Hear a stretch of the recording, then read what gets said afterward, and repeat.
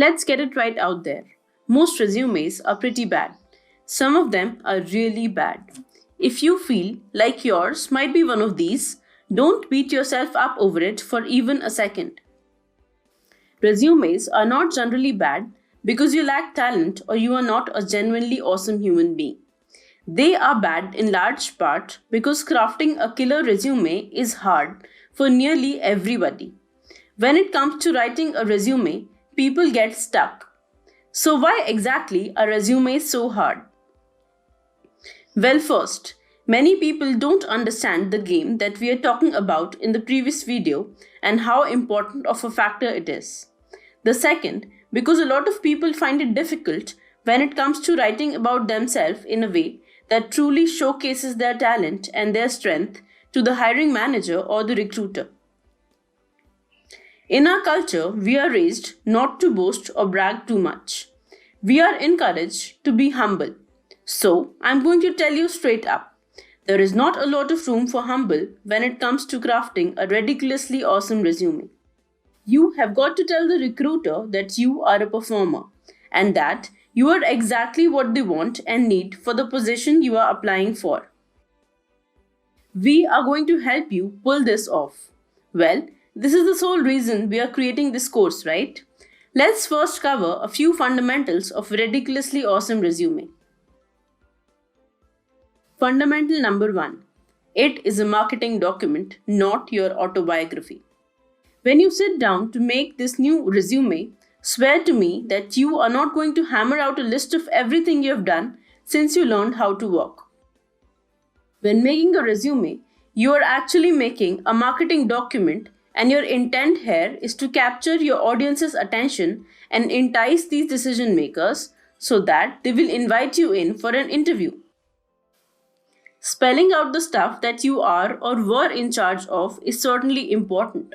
But if you fail to go on and tell the audience that I did this, and here is why that will be important or interesting or impressive to you, then you are missing out on a major opportunity here to sell yourself. You are making it harder for your audience to connect these dots between here is what they need and here is what you as an employee could deliver. You want to think like a marketer through this entire resume developing process. What will this audience care about, and how can you present your key assets in a way that compels them to make a purchase decision, which in this case is a decision to bring you on for an interview? Alright, fundamental number 2. It is about them and not about you. So, at the beginning of this game, the hiring manager does not care what you want out of this deal. I know that might sound harsh, but it is the truth. When businesses hire new employees, they are doing so because they need someone to come in and help them. They need someone to help them make money or grow into other markets, build things for them, or just generally make their lives easier. They are not hiring you because they want you to fulfill your dreams or help you buy a nicer house or a nicer car. They are hiring you with the intention that you are going to satisfy a specific business need. Before you get frustrated, hear me out. They will care. They will care a lot once they meet you, bring you on board, and realize that they need to make sure they don't ever lose you. But at the point of introduction, when they are just looking at your resume alongside 50 other resumes, it's really about them. So keep this in mind as you get started on your new resume. You want to showcase loud and clear how you can meet their specific needs. You want to make it obvious that you are the solution to every single thing they need solved. Fundamental number 3. Your resume needs to be strategic but not blatantly inaccurate. Almost no one gets through their entire career and then at the end of it says to themselves, well, would you look at that? That was one perfect career I just had. I'm so glad I never made a bad move or got myself into a job I hated. People with flawless career paths are almost non-existent.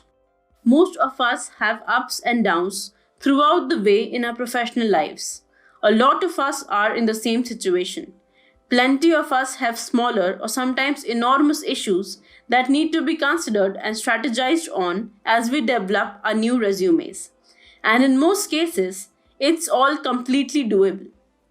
So please, don't sweat it right now. We will get you there. However, it is important that I emphasize something that might totally be obvious to you, but I've seen it enough times that I got to say it anyway. Strategizing around a career mistake or a gap is not the same thing as flat out lying about what the real situation is. No matter your circumstance, you cannot fabricate stuff on this new resume. If you do, you may lose out on a job that was almost yours, and you might even get fired if it is discovered after the fact. So, strategize but do not lie. Fundamental number 4. You can be professional without being stuffy. Keep it short and simple. This does not mean that you miss out on important things that are directly relevant to the job you are applying for. Include everything that puts you in the good light, but be selective while doing so. Also, you don't have to use big pretentious words and phrases. Again, keep it simple.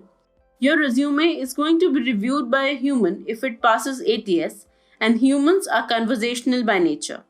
The point is, it is okay to talk to people like a real person on your resume. Always keep in mind that you don't ever want to write about yourself in the third person. For example, imagine reading this. Jeet is a true performer specializing in transforming vision into action, or Jagruti leads groundbreaking team to success. When you write a resume, your name and contact information is right at the top of that page. Given this, it is assumed that you are in fact the author of it. So, it is really just weird and unnatural to talk about yourself in third person on the resume. And finally, the fundamental number 5. Make the words on their spot. The magic of a ridiculously awesome resume is that it says what it needs to without being too brief and without being too wordy. So, your goal with this new resume is make the words on their spot.